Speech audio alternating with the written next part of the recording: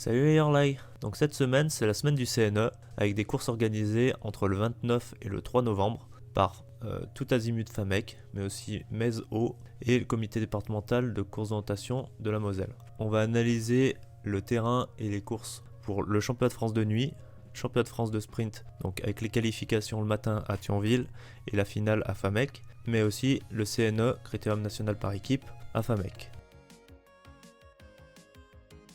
Le championnat de France de nuit a lieu le 31 octobre 2024 sur la carte du bois de Thionville, relevée en 2024 avec une échelle de 1/10 millième, équidistance 5 mètres. Le type de terrain est une forêt de feuillus légèrement vallonnée, bonne pénétrabilité dans l'ensemble. Si on regarde l'ancienne carte, on voit que la forêt est divisée en deux parties, avec l'autoroute qui passe au milieu. D'après les infos courses, l'aréna se trouve à cet endroit-là, avec un départ situé à environ 800 mètres. On peut voir qu'il y a énormément de chemins, mais beaucoup de sentiers de centre peu visibles, donc de nuit ça sera un peu plus compliqué à aller voir. Quand même quelques zones bien blanches, mais sinon assez vert avec de la végétation basse sur certaines parties. Le relief n'est pas très marqué, on devine quand même de gros rentrants, avec aussi pas mal de fossés. On reviendra plus tard sur différents postes à poste, avec des problématiques sur un terrain comme ça, et l'orientation de nuit. Sur le site de la FFCO, on peut retrouver une carte un peu plus récente sur la déclaration des cartes. Donc c'est pixelisé, mais ça peut donner aussi de l'information en comparant avec l'ancienne carte, de savoir les différents chemins, le vert, le relief, et être prêt à tout pour cette nuit. Passons maintenant au championnat de France de sprint. La qualification a lieu le 2 novembre matin sur la commune de Thionville et la finale a lieu l'après-midi même à FAMEC. L'échelle est de 1/4 millième et équidistance 2,5 mètres. Sur les infos courses, on peut voir un plan de l'aréna avec le dernier poste en haut des escaliers, mais aussi quelques spécifications cartographiques. Les conteneurs poubelles enterrés sont représentés avec le symbole zone interdite d'accès. Il faut faire très attention à ces zones-là, parce que si on passe entre les poubelles, au final on traverse cette zone interdite et on peut être disqualifié. Donc il faut vraiment faire le contour. Les parterres de fleurs sont représentés avec le symbole de végétation infranchissable. Pareil, même si il semble être franchissable sur le terrain, la carte fait foi et on n'a pas le droit de traverser. Mais aussi, chose très importante, il y aura des barrières artificielles sur le terrain. Elles ne seront pas matérialisées sur le terrain, mais elles seront sur la carte. Je n'ai pas trouvé d'anciennes cartes sur internet, mais par contre sur le site de la FFCO, on peut retrouver la vignette de la carte du centre-ville. Donc ça reste pareil, pixelisé, mais ça nous permet aussi déjà de voir un peu les différentes zones que l'on peut rencontrer sur cette qualification. La quarantaine se situe à cet endroit-là, donc le départ sera très proche de cette zone-là. L'arrivée se situe ici, et après on peut voir que on a un centre-ville avec pas mal de rues, petites ruelles, choses comme ça, mais aussi des zones un peu plus pavillonnaires où la navigation reste quand même assez facile. Et enfin, on a quelques zones de parc, donc un parc, le parc Napoléon, qui se situe là. Bien penser aussi qu'il y aura des barrières artificielles qui vont accentuer un peu les différents choix d'itinéraire. Après, pour ceux qui auront la chance d'être qualifiés en finale, la course se déroulera à FAMEC. Donc sur les infos courses, on peut retrouver le plan de l'aréna avec le dernier poste, le poste d'arrivée, mais aussi des postes spectacles, avec un couloir spectacle. Les spécifications cartographiques sont à peu près les mêmes que le matin, et il y aura aussi des barrières artificielles qui cette fois seront matérialisées sur le terrain. De ce qui est de l'ancienne carte, je n'en ai pas trouvé non plus, mais j'ai réussi à trouver sur le site de la Fédé, sur la petite vignette de la carte. Ça reste de nouveau pixelisé, mais si on regarde un peu plus loin de son écran, on peut quand même déjà deviner un peu tous les passages possibles, le type d'orientation qu'il peut y avoir. L'aréna se trouve ici et la quarantaine à cet endroit-là. Les barrières artificielles vont rendre vraiment la navigation un peu plus difficile pour savoir sur quel passage, et ça sera un peu moins de droite-gauche, de forme géométrique un peu plus facile. Enfin, le 3 novembre aura lieu le Critérium national des équipes, avec un relais homme, un relais dame, un relais jeune, un mini-relais et un trophée, le trophée de la Fench, je sais pas si ça se dit comme ça, mais aussi des circuits loisirs. Le CNO aura lieu sur la carte le domaine de la forêt, FAMEC, réalisé en 2021, mise à jour en 2024, sur une échelle 1/10 millième, équidistance 5 mètres. On peut voir sur l'ancienne carte que l'aréna sera en bas, donc ça veut dire que ça va monter d'un coup dès le départ avec beaucoup de dénivelé. Chaque circuit a quand même pas mal de dénivelé, minimum 100 mètres. donc ça fait quand même monter au moins une fois en haut de la bosse. On peut voir qu'il y a quand même sur les flancs pas mal de chemins ou de petites sentes. Après sur le plateau, on peut voir qu'il y a quand même beaucoup de zones avec de la végétation basse, donc fougères ou ronces, et des zones avec quand même pas mal de verre. Donc là la visibilité sera beaucoup moins élevée et il faudra être très précis à la boussole pour aller entre son point d'attaque jusqu'au poste ou entre ses différents points d'appui,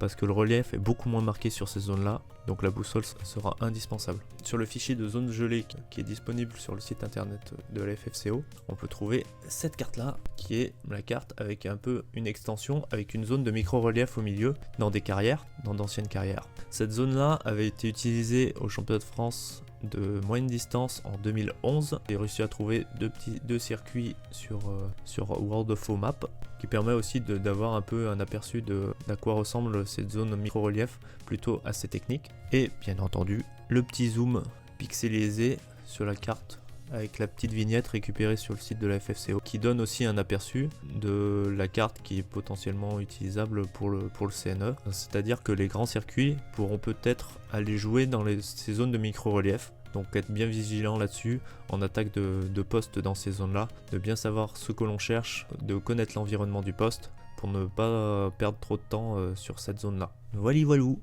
Du coup maintenant on va passer sur de l'analyse de poste à poste sur ces différentes cartes. On commence par un premier poste à poste sur la carte de la course de nuit, donc entre un fossé et un autre fossé. On voit que le relief est assez flou. La difficulté c'est déjà de trouver le point d'attaque pour attaquer ce poste. On peut en identifier 3, l'angle du chemin avec le fossé, qui est un peu loin mais qui est un point quand même assez sûr à trouver, la borne au bout du layon ou encore la souche avec le coude du chemin avant, ce qui permet de dégager 3 itinéraires. L'itinéraire bleu en allant chercher le chemin au sud pour l'attaquer du premier point d'attaque avec un azimut précis, parce que là après le poste est dans du vert, en espérant ne pas trop dévier. Il n'y a pas beaucoup de lignes d'arrêt derrière. Le deuxième itinéraire, le rouge, il se fait passer par le nord en allant prendre la langue de blanc. On récupère la petite trace, on prend par le chemin et on attaque par la souche avec l'angle du chemin et la souche, et l'itinéraire vert un peu plus direct où on longe la végétation, on longe le vert jusqu'à arriver sur le layon. Layon, on va jusqu'à la deuxième borne qui est notre point d'attaque pour attaquer le poste à la boussole. Le plus sécure sont quand même les itinéraires rouge et bleu, parce qu'on arrive avec un point d'attaque qui est quand même assez marqué avec un angle de chemin ou un croisement chemin-fossé, mais c'est assez kiff-kiff quand même sur les 3. Dernier itinéraire sur cette carte de la course de nuit, avec un itinéraire un peu plus long. On passe un premier gros rentrant avec une rivière, un sommet, pour après attaquer le poste sur une butte dans un rentrant un peu plus technique cette fois. Donc là, quels pourraient être les points d'attaque ? Ça pourrait être le couloir de rayé entre les 2 taches de verre, mais aussi l'extrémité du rentrant au sud, avec comme point d'appui la limite entre le verre et le chemin. De là, en course de nuit, il vaut mieux essayer de simplifier au maximum et d'être sûr que l'on va pas dévier avec la boussole ou choses comme ça. Donc privilégier majoritairement les chemins pour aller plus vite. On a vu que sur la carte il y a quand même énormément de chemins, donc après c'est juste réussir à naviguer entre ces différents chemins. Le petit coup de boussole en arrivant sur le chemin pour être sûr que c'est celui qu'on voulait prendre, puis d'être sûr d'où on sort de ce chemin pour pouvoir attaquer le poste. On dégage 3 petits itinéraires. Itinéraire bleu à l'est en allant chercher le chemin, à l'extrémité de chemin, on remonte le long du marais jusqu'au sommet. Le sommet, on va chercher le chemin. Si on voit la petite cuvette, on la voit, mais c'est pas indispensable. On va chercher le chemin pour après redescendre dans le rentrant et attaquer le poste en comptant le nombre de rentrants, donc 3. L'itinéraire rouge, en prenant plus à l'ouest, en allant chercher le petit sentier pour passer la rivière, remonter jusqu'à la grande tache de verre, prendre le couloir de rayé pour attaquer le poste par l'ouest de manière quand même sécurisée. Et l'itinéraire vert, si on sent pas de vouloir passer entre ces 2 taches de vert 3, le rayé est de niveau 2, donc si on sent pas de vouloir passer dans ce couloir, soit on fait le tour par le nord, soit on fait le tour par le sud, en longeant cette grosse tache de vert pour arriver et attaquer par les 2 extrémités de ruisseau.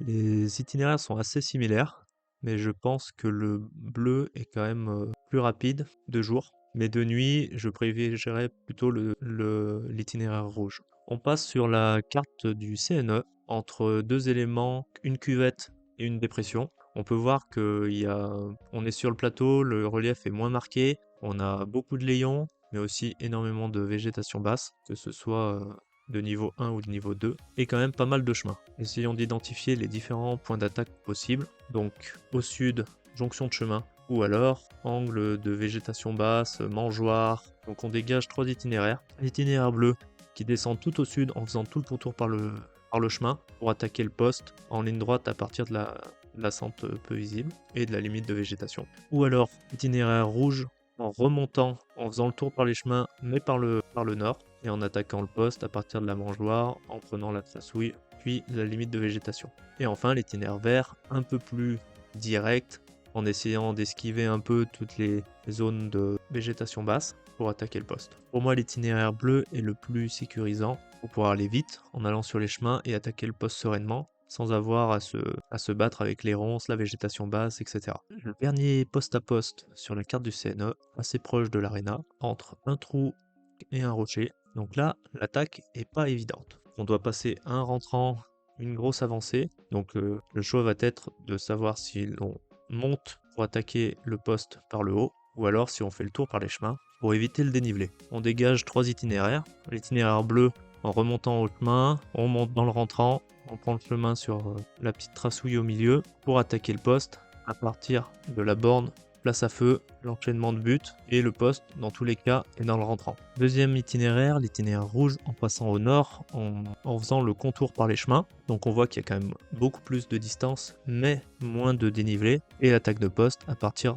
de la butte qui est sur le bord du chemin pour attaquer le poste dans le rentrant. Et enfin, itinéraire vert en prenant un peu plus de tracouille pour attaquer le poste. Le point d'attaque n'est quand même pas très marqué pour pouvoir attaquer de ce côté-là. Ici, l'itinéraire rouge semble plus approprié. Tout dépend des conditions physiques de chacun et de la capacité technique aussi. Ce poste à poste représente vraiment les difficultés qu'on rencontrera lors du CNE, avec le choix de devoir monter ou rester à flanc, faire le contour par les chemins, pouvoir attaquer son poste sereinement à partir d'un point d'attaque évident et pas perdre trop de temps à devoir remonter, redescendre, remonter, parce qu'on sait plus à quel niveau on se situe. Bon ben je crois que j'ai tout dit.